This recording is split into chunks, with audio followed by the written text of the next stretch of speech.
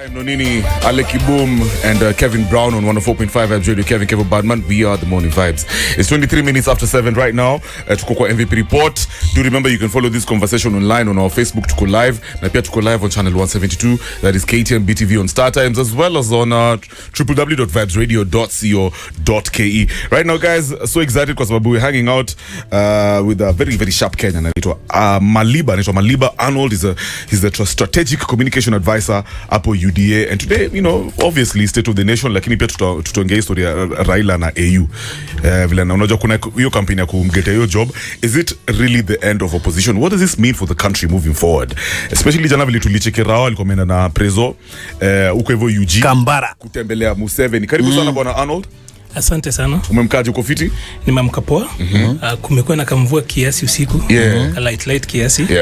Alafu kama kawaida, of course asubuhi kama kuna kamvua. Kuna hiyo jam inatokelezea hapa na pale. But Nairobi iko sawa. Na umesema meti vile wamesema 24 hours. Ile mvua inakam ni hatari. But see, ama wameningi imerojo kwa Kenya wengi tu wameningi vile. Yo kwa hivyo by the way hata tuna na met unless kitu imetendekea dunia.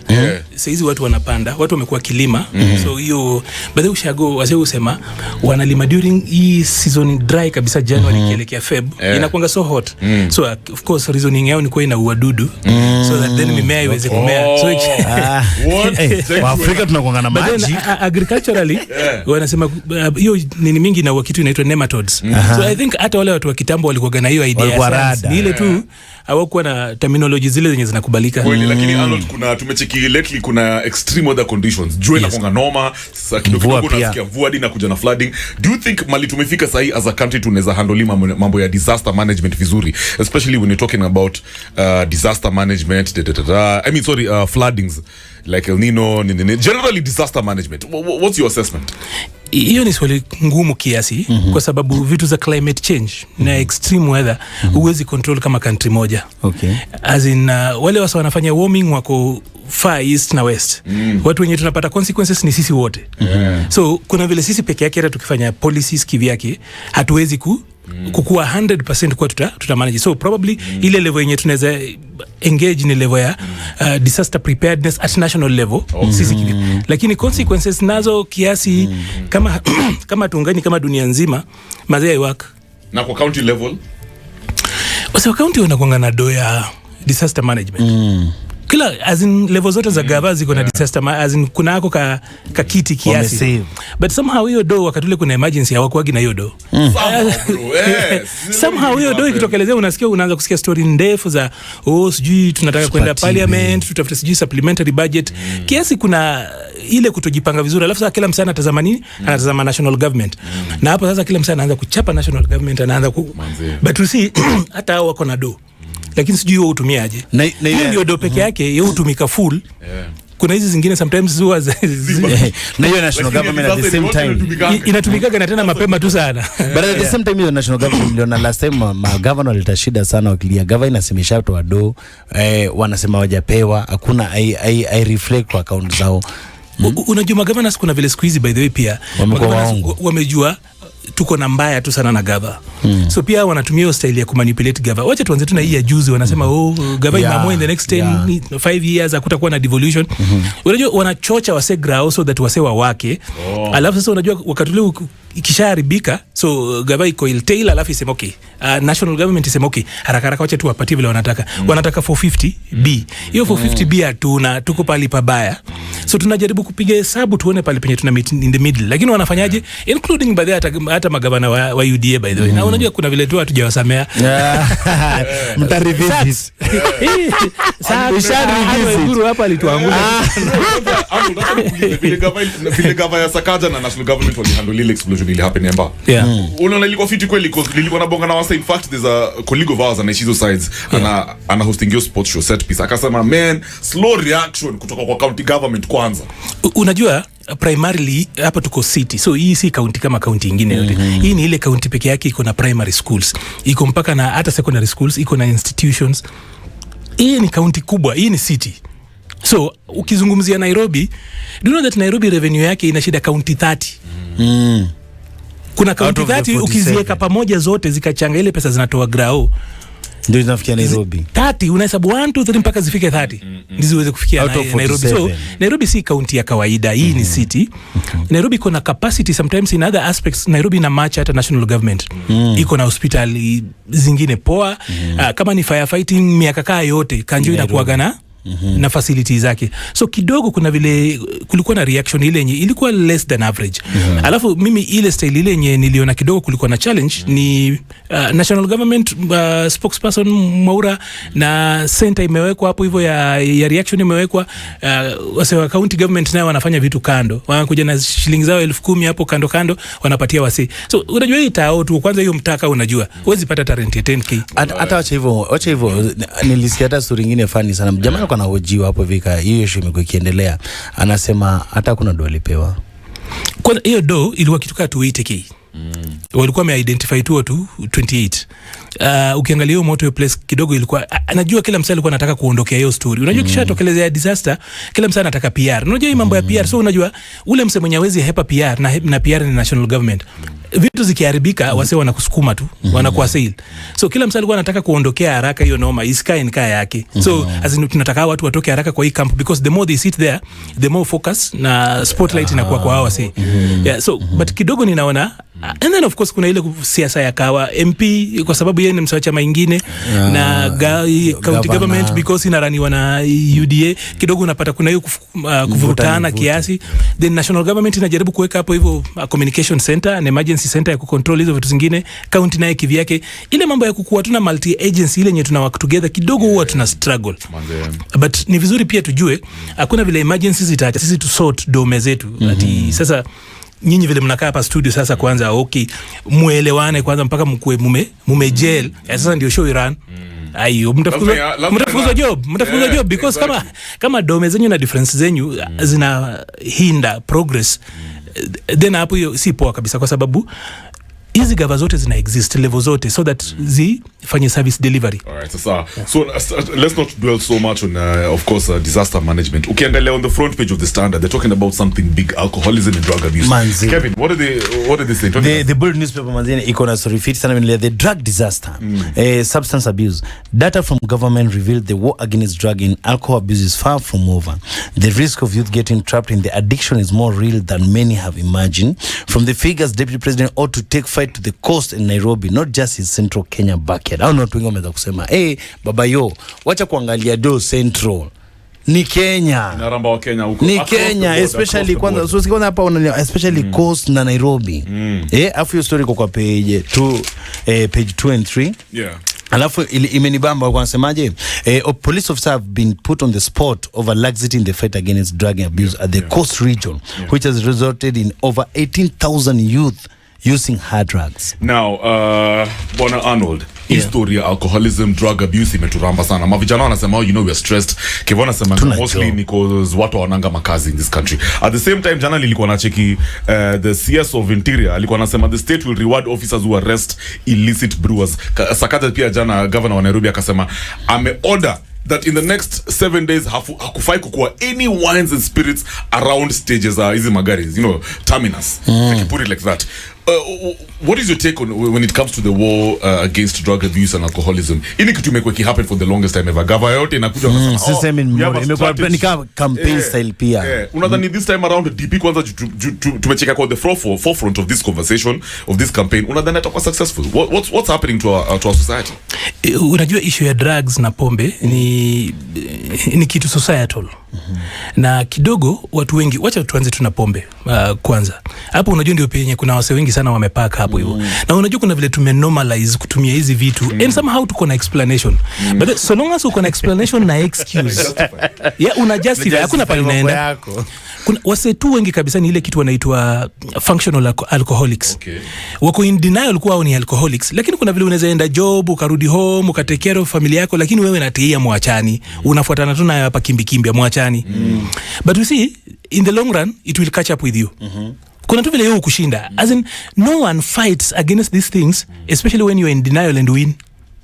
They always beat you. Yeah. So you either take a position or they will take a position, the drugs take a position. So wase wengi kwanza pombe hapo ndio, baadaye pombe hata ni worse hata kuliko hasa hizi zingine. Kusema kama pombe unajua ka Central, unajua so Central wako na system nzuri, iko na advocacy. Ukiangalia kwa website ya Nakada, zile region yenye na lead kwa kukunywa pombe hii ya unajua iko na effect. Unajua hii kujustify na kujipiga kifua na uotero mingi inafanyanga wale wasema sisi tunatoka Western tunakunywa pombe na kuna kitu inatufanya. Ukweli ni kwamba watu wale wenye unaita ni functional alcoholics Western wako wengi sana. Ukiangalia Nakada, Western ina lead. Busia, ukiangalia Busia, Bungoma, Kakamega, Vihiga, hawa sio wako juu kwa kuchapa pombe. Lakini unajua kuna ile kiburi ya kusema hizo ni stereotypes. Na huko sasa ndio unapata kuna dysfunctional homes. Wase wenye wale wanamkaga asubuhi hata anaenda kuchapa kazi ya mkoko na anapitia huko ile 50 bob anapata ya kwanza anapitia huko akikunywa. So lakini at least Central kuna advocacy system mzuri sana. So reporting system ni mzuri sana because Central ni kama number 5. Shida iko in the West. Lakini hata ukipata politicians hiyo side kwa sababu ya stereotypes wanaanza kujazia wasee ati watu wetu wako sawa kwa sababu wanakula. Hakuna huko chini familia hazipo. Huko chini kuna wale watu wenye mko na vijana kwa boma lakini hakuna kitu wanafanya. So pombe inasumbua. Alafu kuna places zile zenye watu wanachapa pombe. Wacha tu tuseme mfano, place kama Busia. Hiyo place kuna places zingine zile zenye unapata 97 kama ya constituency mzima wanakunywa. Sitaki kutaja because unaweza kuchapwa mawe huko nje. But then ina West wase hata unaona ile style ile yenye hata mpaka hata mnachukua mtu anakuwa mhubiri, huyo mtu bado ni mlevi hata kuliko wale wa I'm talking about real my fathers, my preachers kutoka constituencies zingine hata siwezi name but ni mbaya, you can just check out there kwingine unazika father, unazika my preachers kwa sababu ya alcoholism. Livers zinaharibika na hizo vitu zingine. Alafu hardcore drugs Kisumu, Homa Bay, Nakuru, Nairobi, then sasa Mombasa unajua hiyo ndio headquarters because ndio zinaingilia hiyo ndio gate point. But somehow unajua kuna vile tukikaa hapa hivi tunajaribu kubembeleza. You see, wacha niseme hivi. Kama unajua hii kitu ni nyoka ikikuuma utakufa. Au unasema sasa because niko msituni sasa nifanye nini, wacha tu nyoka iniume. Just because tuko na stress, life inatuchapa, inatuhangaisha. Truth is that tukichukua hii kitu inatuumiza. Lakini kuna tu vile tuna justify. Alafu kuna vile kidogo system pia imekuwa over the years inaachilia wase.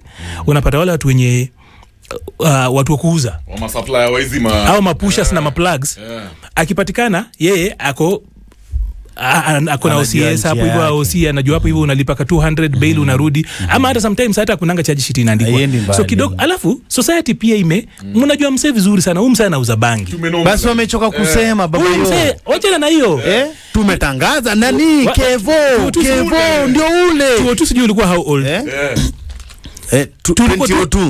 tulikuwa tu optimistic wakati ule tulileta government mpya mpaka askari akichukua hongo raia walikuwa wanashika yeye. Citizen arrest by the way is still a thing, but the government only exists to enable vitu.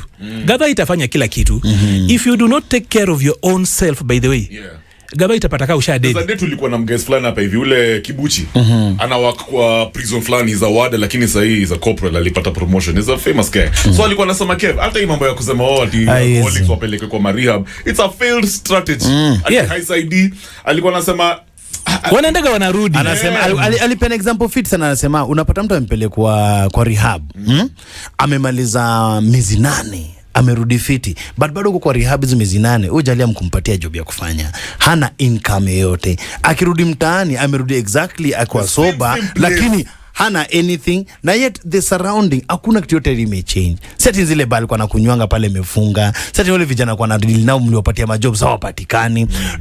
On your take Arnold, do you think the security kama vile DPO anasema police ndio wanatumika zaidi kufanya hii kitu iendelee? Unajua acha nikwambie tu kweli. Kwanza tuanzie kwa basics kabisa. Unajua hapa tuna deal na matunda.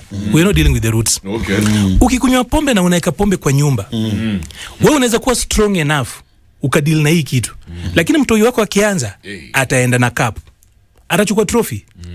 But tunaambia wasee, ukiambia mtu anakuambia tunajua. Kuna wale watu wenye mpaka wanakunywa na watoi wao. Then sasa mtoi akishateleza, hapo way before tuanze kusema wewe kama ni employee, hebu nikwambia hapa hivi, wewe ukikuja hapa kama umechapa, ukishika hii mic hapa hivi mkono inatetemeka, unakuja uko late, hauko coordinated, uko sure hapa hivi job utakuwa nayo. So hata tukisema ati hatujawapatia job, some of these guys are difficult to engage. Utawaweka kwa society ufanye nao job because msaki kuja kichwa inauma ameshahepa. So tuanzie pale chini kabisa. Hapa prevention is still better than cure. So what about kuna watu wanasema this is just a campaign gimmick. Ukicheki vile DP anasema sijui he really cares about youth, anataka kumalizana na history ya alcoholism once and for all. can a politician really be at the nikipata mse mwenye na reason hivyo, either huyu mse ametoka mass, because literally all of us as in either huyu mse amezaliwa leo ama ametoka mass, kwa sababu all of us are either affected or somehow associated na hii problem. Sisi wote tuko na ule uncle yule mwenye anatupatia shida. Tuko na sister yetu yule mwenye hawezi keep marriage. Set because yeye si msupu na hawezi za na si mfaithful, ni kwa sababu sisi wote tuko na ule brother yule mwenye kalikuwa kaerevu shule. Kako poa kama mtu smart, lakini kakuku chini kanachapa hizo mihadarati hizi cheap by the way. Mna lose msetu hivyo. So ukipata mtu ana reason hivyo, huyo ni mtu mwenye hayuko honest. Every family iko na hii struggle by the way. All of us are actually affected somehow. So, but then how do you take away politicians from this? Politics is serious business. But the mambo ya kuchukulianga politicians kama jokes, ama kitu tu inapita, ama necessary evil, hiyo ni kuto understand vitu. Hawa ni wale watu wenye wanatengeneza policy. Hawa sasa wakidecide kubuild bridge kama hata hakuna mtu watabuild. Wataleta mtu baadaye na hiyo maji baadaye. Watatengeneza as in resources penye zinaenda, pesa pali penye inawekwa, na choices, priorities zetu ni hao ndio wana decide. But they hao ndio leaders wa society. Na ukiangalia but democracy inakuwa kama maziwa. Ile kitu poa sana ndani ya maziwa hiyo kuja juu inakuwa cream. So ukiona politicians wanafanana kama sisi. Sisi ni diluted version ya hiyo kitu. So kama uwapendi ujipendi tu, as wewe there is a better version. It's a representative sample of who we are as a society. So hii mambo ya pia kubash gava tu. Unajua kuna hii kitu inakuanga regime bashing ama politician bashing. Ukiona tu leadership kazi yako ni kubash. Somehow hiyo sio oversight. Naona hiyo mistake inafanywa both na media na activists. Umesema kubash the government sio oversight. Sio oversight. But at the same Arnold. Let me just quantify that. You see, number one, unapata msaya nadhani kufanya kazi ya journalism ni kubash gava. Regime bashing sio journalism. Activism pia sio kubash, sio kubash gava. Oversight sio kubash gava of the day, because tuko na kitu inaitwa participatory government kwa Constitution 2010. Hii Constitution 2010 inatuweka pale penye wewe ni co-governor na wale watu wenye umechagua. Unaenda unachaguana na sauti yako, input yako is part and parcel of the process for the next 5 years. But Arnold, unasema can't critique gava. Unasema kubash tu. Kuna ile kalenda ile yenye hadi kufanya oversight ni kusema, unajua kuna msee kama sijui kama mko na critic wa show. Kitambo nikiandikanga paper tulikuwa na internal critic pale kwa paper, so that wanaangalia and then wanasema mjafanya poa. So unapata msee mwenye kama msee ako na feelings na wewe ama akupendi, kazi yake itakuwa tu akwambia umeandika mbaya tu. So kuna wasee wale wenye kila kitu ya gava atukukua relevant ni kusema gava haijafanya gava. Arnold sikia. But for the last 60 years the intermediate independence, kila regime ikiingia maziwa ngana hiyo fight ya drug abuse. No one fight the same way wamekuwa kifight system immemorial. What do you think that make different na yama tu number nadhani gava peke yake haiwezi fight a societal problem. That's true. Ni kama tu vile gava peke yake haiwezi fight corruption. Unajua siku ile mimi nilichaguliwa kwenda National Youth Council, hiyo ndio nini yangu public office ya kwanza. Hizo zingine zilikuwa za church, chuo na hizo vitu zingine, hizo hazikuwa as public as such. So nikishachaguliwa Nairobi ku represent vijana wa youth wa Nairobi kwa National Youth Council, so nimefika wasa nakwambia ukitoka wasemta, because mimi unajua ni mzee wa Mathare, nilizaliwa Mathare. Okay, nice. Yeah, so hapo chini ya Air Force unataka Moroto. So nikichaguliwa mtaa, nikichaguliwa hapo chini na nilipigana tu by the way, mimi peke yangu kwenda National Youth Council, nilikuwa ni msewelewa ametoka hiyo style wasa wa ghetto. Hiyo kale nyingine watu walikuwa wase posh. Unaambiwa na wase kutoka mtaa, we boy, hapa sasa vault imefunguliwa. Usirudi kaa uko poa. As in hizi ni raia zimekupigia kura. Umepenya bro. Hizo ni raia zinakwambia umeingia kwa strong room. This is societal. Na ukitoka baadaye ukaenda ukafanya kazi yako vizuri kama MP ukarudi na una pesa mingi, wanasema huyu alitupanisha mbao. Wasema waambiwa hivyo. Kuna swali lingine a bit related to what umesema earlier statement yako ali ukisema vile vijana kubash gava initiative. Sasa you engage. No, equal constructive. Inakuwa constructive, but at the same time unajua vijana wanasemanga okay fine. I should engage in policy making conversations sure thing. Lakini ubayama politicians, they're not legit. Wanatupatianga contradictory statements. For example, nilikuwa na chiki prezo. Jana ile clip lilicheza. The president during the campaigns alisema mambo ya nyumba, mambo ya kurenovate the deputy president's residence is neither here nor there's nothing. Juzi tumechekia na 3 million Kenyans are suffering. At now 600 million has been allocated for renovating the deputy president's residence. Sasa watu wanasema what's the point? Why should I engage? Na ama guys, wacha nikushow kitu moja hapa hivi. Mimi mwenyewe ni marana ofisi, nimeshachaguliwa, nimesha lose. Sasa hizi nafanya kazi kwa chama. I've been working in these systems. Ile kitu moja ninajua, politicians wanapenda solution givers. Okay. But do you know that 99% of the phones politicians hupata ni za kuwatoanisha. Kuna wale wanasema ati ashikagi simu. Ukipigia politician simu mara ya kwanza na ukatoa suluhisho ama ukapeana kitu constructive, ukipiga ya pili atashika. Okay. But ukipiga na kitu ya kwanza, kuna vile unamchapia kangoma hapo hivyo, alafu unamwambia okay, hapa kuna vile tunatengeneza ground, vijana wako wanataka uwafungue. Mara ya kwanza anaweza tumana, mara ya pili si kitu sustainable. I'll tell you 100%, politicians who skiza mtu mwenye ako na suluhisho. Okay. Huenda wasikupende, but just ask out there. Ukipiga ngao unamwambia hapa chini tumepata kitu fulani hapa hivi na tunataka utusaidie hivi. Utapata baadaye wanakusikiza. Shida ni kuwa wase wengi wakiona politician wanawasifu kwa sababu hiyo ndio password ya hiyo ATM. Alafu baadaye wanaenda kwa mawe kulalamika. Lakini wakikuwa na hao hawalalamiki. Sasa shikilia hapo hivyo. That is Maliba. Arnold is the strategic communication advisor wa UDA. Leo tunaongea state of the nation, of course, tumegusia mambo ya alcoholism and the strategy the government has employed ya ku counter hii rise in menace basically. Lakini sasa tukirudi, buda jana tulichikira hao maze. Alikuwa Eugene na Prezo Ruto.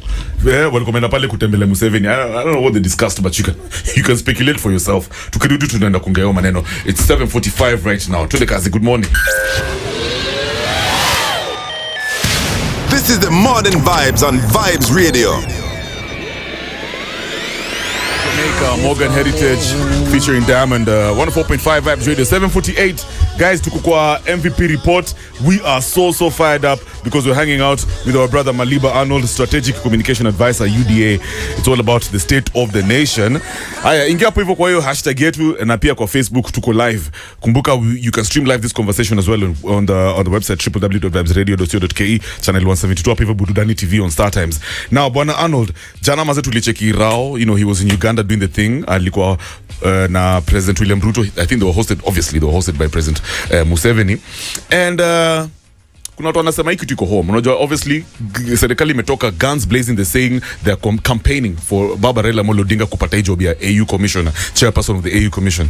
Now, is this likely that anaenda kuget now that ameenda kucheki Museveni? Because people say Museveni was just the missing puzzle hapo hivyo. Is that true? Wimbo ingine ya artist mwingine hapo Mlunje anaitwa Naftali Shitoka. Yeah, we know Naftali. Akona ka wimbo kingine akasema hii imeenda. Wallahi. Hapo nilitoka hiyo story imeenda. Akona wimbo hii imeenda. So generally kuna vitu mbili. First of all, by the way, niko happy kwa sababu vitu mbili zina happen. Number one, tuna demonstrate kama country kuwa siasa yetu ya ndani hatuwezi kuipeleka hizo pedho huko nje. Kuna wale wase wenye wanadiligini kama upendi gava sasa nchi ichomeke. Unaona wale wase wenye either my way or the highway. So kama Kenya, kama you cannot become the leader for example, hiyo constituency basi isikue, afadhali watu wakufe. So kidogo hii ni lesson kwetu pia kuwa siasa ni process tu ya sisi kuchagua viongozi, si mambo ya life and death. Kidogo hata pale mtaani, unajua ni vizuri tukumbushe wase pale mtaani kuwa wakati wa siasa at least unaona vile campaigns zinakuwa moto. Hebu angalia wase wanaongea. There are two things. So kidogo kwa wale wase wa kawaida pale chini, wale wase wana mobilize waga na so 5 na so 3. Sometimes hata na ite yenye tunalalamika. Unapatiwa tu tei hapo hivyo, unachapa, unawaka, unapatiwa so 2 unaenda kurusha mawe na kuchapana na wase na mipini. So hapa demonstration iko hapa ya kwanza kuwa siasa ni process tu. Ni process tu ya sisi kuchagua viongozi. Kitu ya pili, over and above siasa zile zenye sisi tunafanya hapa chini, kuna kitu inaitwa Kenya. Na Kenya ni kubwa kuliko hata siasa zetu. Kenya ni kubwa kuliko UDA, Kenya ni kubwa kuliko ODM. Kenya by the way ni kubwa kuliko hizi vitu ndogo ndogo zenye si ubishana nazo. So hapa umeona Rao alikuwa na issues na sisi na Orezo. Lakini kwa sasa amecross over. Unafikiri hajakuwa kiongea naye? Si ati already tu body language hapa inaonyesha nao conversation imekuwa ikiendelea. Na huko chini mtaani ukiambia msa wa UD hata tuwezi kuongelesha, siwezi kumsalimia.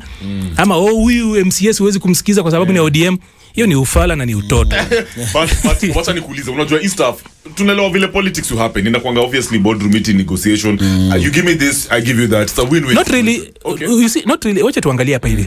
AUC, unajua kuna viti mbili hapa, watu wana confuse. Kuna AU chair, hiyo inapatiwa gani ni kitu kama honorary, inapatiwa presidents who are sitting, inakuanga paia na ina rotate. Alafu kuna kitu inaitwa AUC ambayo ni Africa Union Commission ambayo ni secretariat. Okay. So huyo chairman ndio CEO sasa. Huyo ndio legal representative wa AU.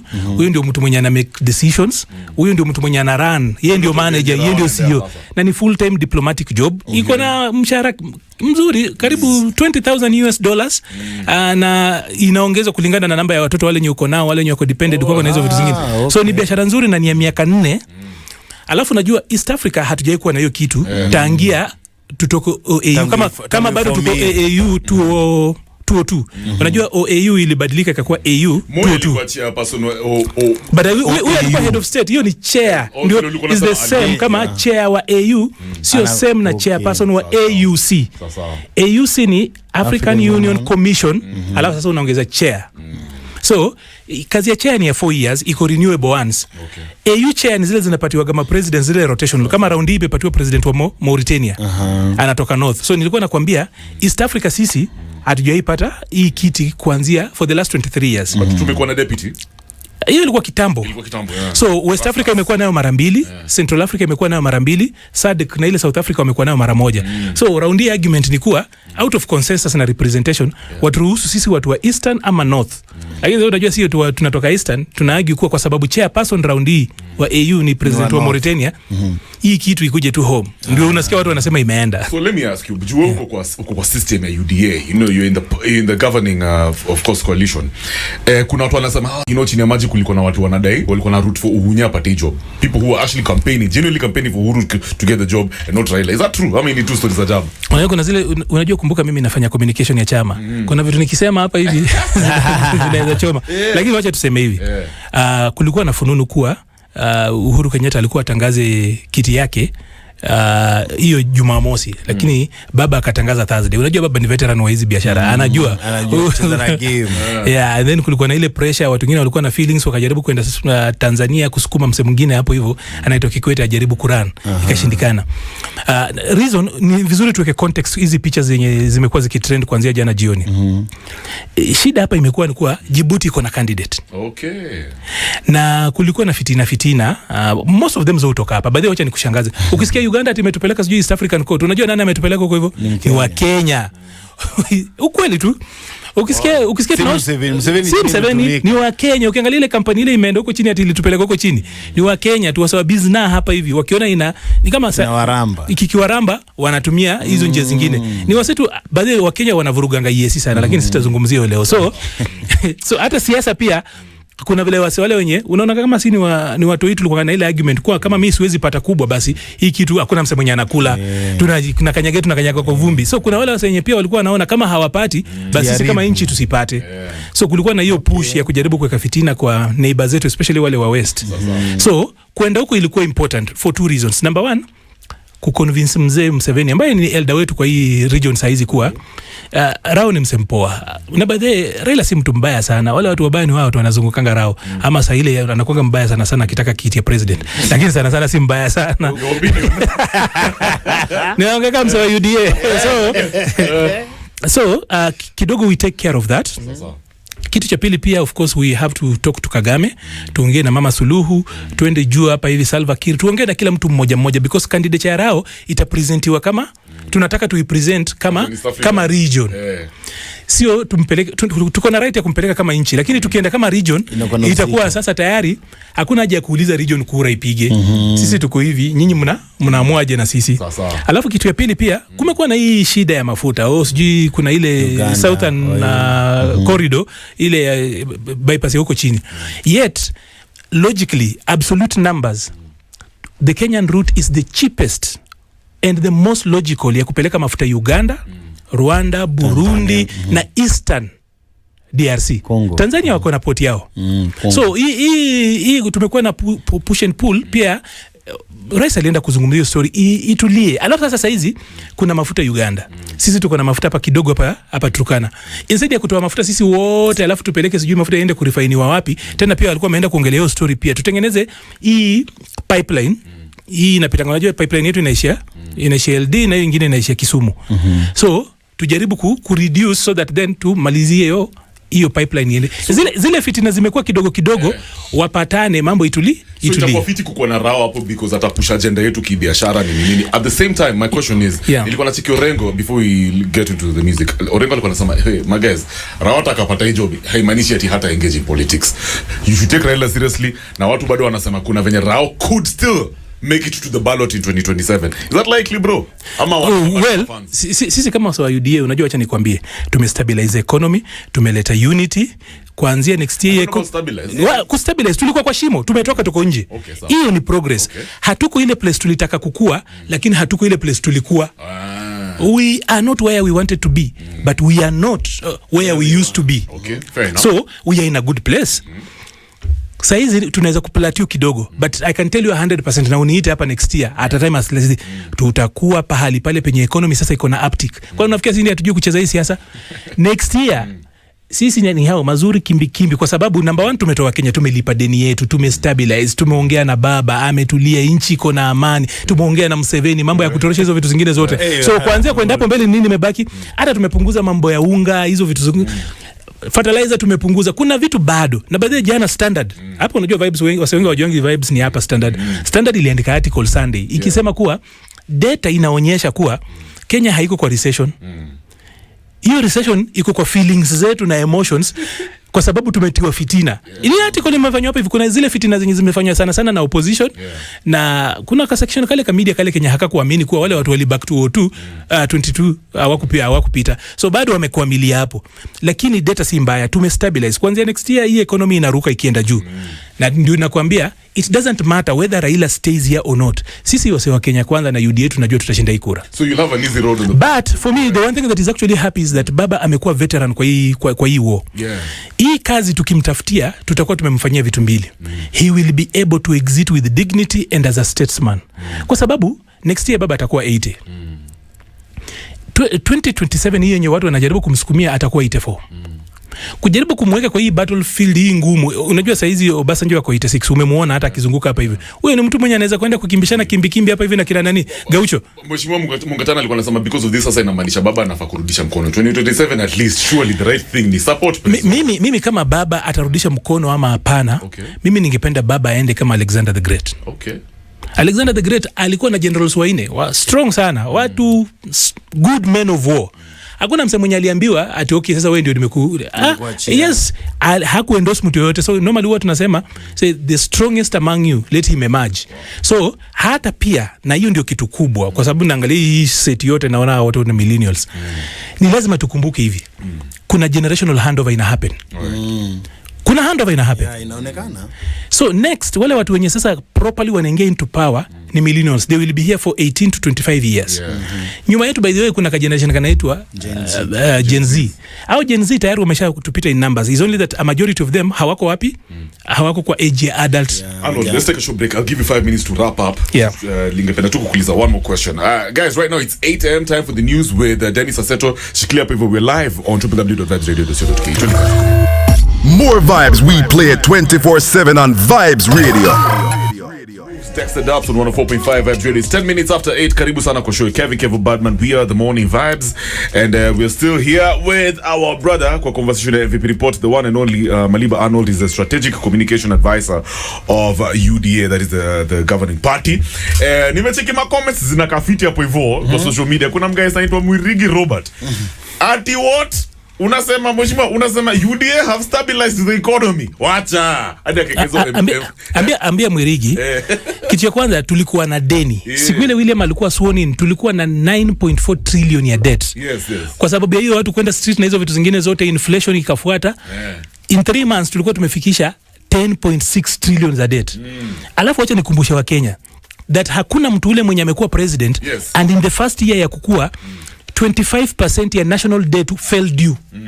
when you talk about 10.6 trillion, we were expected to pay upwards of 2.6 trillion in debt. Right. KRA ikichanga hata baada ya kufinya wase kabisa, tukikamua wase, tunapata 2.1 trillion. So tunasema hata ukichukua ile pesa yote KRA inachanga, ati ulipe deni. Utalipa deni na ubaki na deni ingine ya 0.5 trillion, 500 billion shillings. Hapo haujashughulikia recurrent budget. Hapo haujashughulikia development. So ni lazima tu explain wase. Number one, tumeweza kutoka kwa deni, ilikuwa imescare market, hazikuwa zinaenda. Na by the way, wase wanaona ni kama mchezo tu, sisi wase wa kwanza kulipa deni.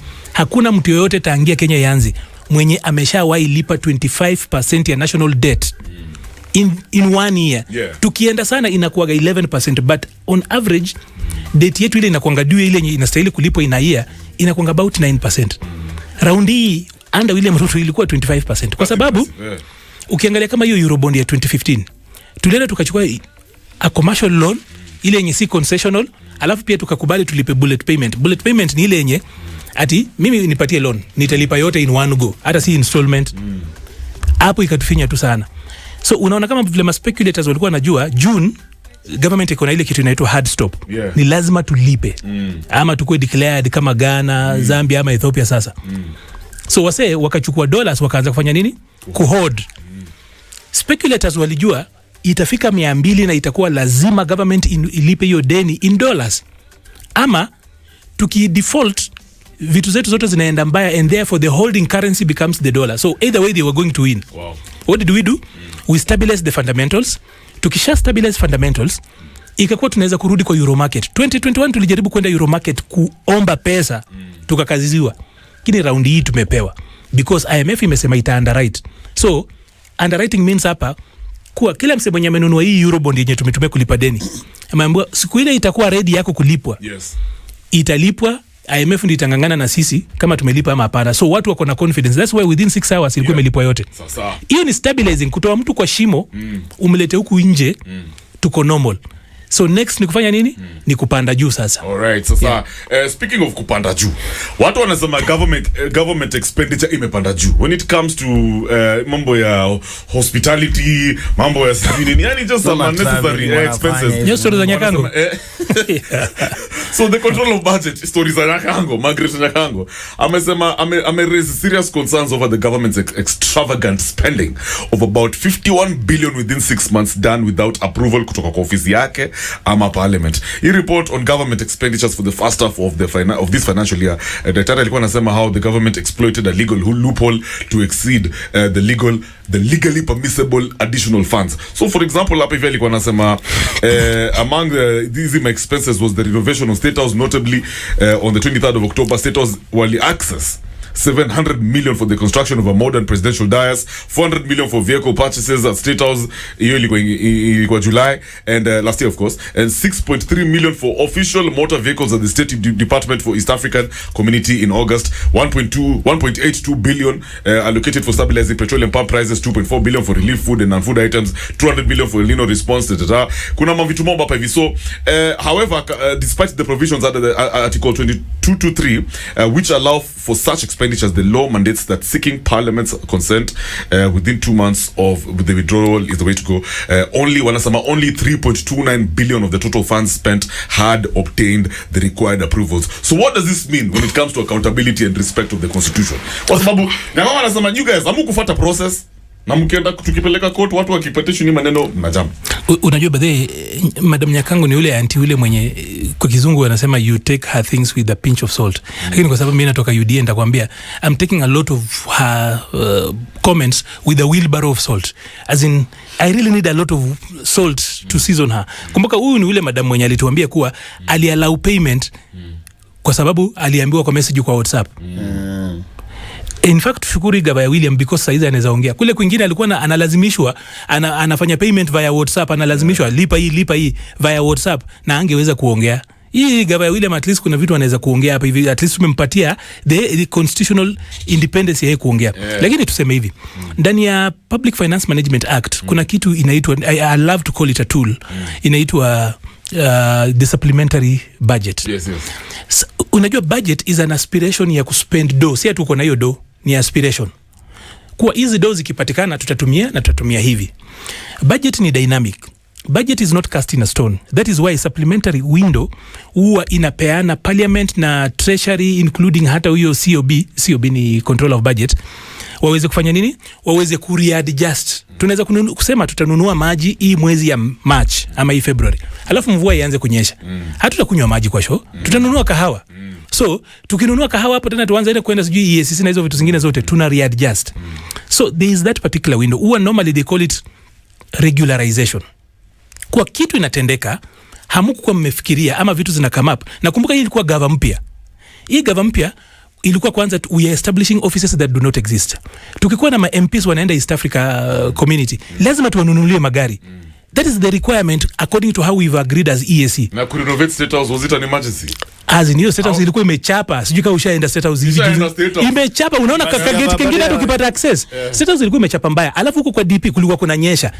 Kitambo William Ruto siku za campaign ya 2002, William Ruto alikuwa anatumia magari zake yeye peke yake. Hata kulipa kwa kununua chai ya ofisi. Na mbona hiyo siku watu wakuuliza maswali akisema hata chai ya ofisi hapa kwa DP alikuwa ananunua kwa hiyo ofisi yake. So pale penye tuko cheki walikuwa wanasema according to the COB 100 million had already been set aside for repairs ya DP. Haikutosha. Haikutosha. Huko kulikuwa na mvua inanyesha huko hivyo. Hiyo place ilikuwa imechapa vibaya tu sana. Kumbuka ile gava nyingine kwa sababu ya kutesa William ilikuwa imeachilia hiyo place. Ilikuwa imeachilia hiyo place vibaya tu sana. Mimi naona Arnold wewe kwa nini? No, unajua many times unajua it's so easy for people to criticize you until they start living your truth. Saizi people can call us liars until they come and walk with us in our feet, and they will realize if you walk in our shoes that hakuna mtu kwa hii gava mwenye ni chizi hata anaharibu pesa. Hakuna politician mwenye anapenda kufinyilia wananchi. Politicians wote wanapenda kupendwa ndio waweze kuchaguliwa next. Arnold, unadhani government extravagant? No, hakuna. Hizi mandai It's a new government. Remember, we are employing almost 5,000 people wale wenye wanatoka. They are those contractual staff. Tunalipa wale wasenye wanatoka au ma-advisors wale wa Uhuru kwa sababu huwezi weka advisors wa mse mwingine. Tunaweka office mpya. Tuna establish vitu mpya. Kitu kama mobility ni kitu ya maana. Mtu kama deputy president hawezi kosa mobility. Alafu tuseme kuwa tuende. By the way, alternative ni hii. Wacha nikupatie, nilikuwa nimemisquote initially. Kakamega County kwa mfano. Tena ni huyo CEO Bindi alikuwa anasema na EACC that for the last 10 years Kakamega County imekuwa county wametumia 2.2 billion shillings kama rent. Wacha nikwambie tu, hiyo pesa kama county ya Kakamega ingechukua tu loan kutoka kwa county na ijenge building. Wewe unajua building ya 1 billion inakaaje kama ofisi? Ni big mazafu. Ni big, lakini kwa sababu we don't want to go extravagant, let us just lease. That is how it ends up. Tukihamisha DP kwa hiyo ofisi yake, tuende tutafute nyumba kwingine. Tutalipa pesa mingi sana. Tuki outsource magari, tunakupatia DP number 1, it's too difficult, it's too expensive. So, hatutanunua magari tena mpaka 2028, probably 2029. Alright. Hata ikiwezekana mpaka 2032. Yeah. Alright, so Arnold, we're running out of time. I have to cut this conversation short. Producer ameniambia it's getting out of hand. Moja tu mimi ona Pan African Tuesday leo. Amepewa nini? Arnold, leo kwetu wanga ni Pan African Tuesday. Sutra sana ku reason story ya Waafrika na border zetu vile zinakaa. Now here we are, ni kwa ajili kuongelea story ya tulipata ma resources. Juzi tuko magazeti hapa tunapata zaidi ya 900 gems Kenya imepata, including cobalt. Ilikuwa kwa gazeti na wakasema watapatia ministry hiyo ya inaendeleza mambo za nini na nini wajue vile zitapitishwa. Now here we are, bado government yetu imetutena kwa Eurobond. Tunaenda kupatana Eurobond, yet ile ingine tulikuwa nayo hatujalipa. Hii tunapewa, tunaongezewa na itakuwa inalipwa and with an extra amount ni 10 point something. Ile tuko 9.5. Si kweli? Approximately hiyo ni 10. Now here we are, Arnold. Tuko na hizi gems zote. Why are we still going to the west? Na yet we know kabisa western world hawajai tusaidia sika wa Afrika. Why don't we deal with akina Museveni hapa ambao tunakuwa tumedeal nao biashara since time immemorial? Tushikanishe Afrika yetu, tufanye biashara yetu, tuitishane sisi wenyewe badala ya kwenda kwa western world tunalipa doata atujui wali in the first place ni do yetu. Hizi resources zao wako nazo ilikuwa already ni pesa yetu. Why are we paying them back? Why is the regime hii ambayo tuko nayo bado imerudi kwa the same thing wa Afrika wamekuwa kifanya since tupate independence? Nini stand different na nyinyi? Unajua government si mpya. A government is the same. So system ni ile. No, nasema government ni same. So normally tukikam in, some of these proposals zenye watu wanasema they are very populist kwa grao. Ni vizuri sana ukichapa hiyo story pale kwa base. But then on how you run a country, you wouldn't run it that way. Number 2, countries are not rich according to the wealth of what they have. Kama countries zingekuwa rich depending on the natural resources, Russia would be number 1. It has got the world's highest known oil reserve. Known, zile zenye ziko established. Yeah, but we know pia bado inapata zaidi ya 80% inapatia European. No, nasema value addition. Russia ingekuwa huko number 7, number 8 huko. Kama tu ni resources tu peke yake. Nataka kujibu swali yako ya kuwa Africa iko na resources. Mob, zote in fact. Number 3, si ukweli kuwa Africa has got the most resources. Tuko na resources zenye zinatutosha sisi kama watu.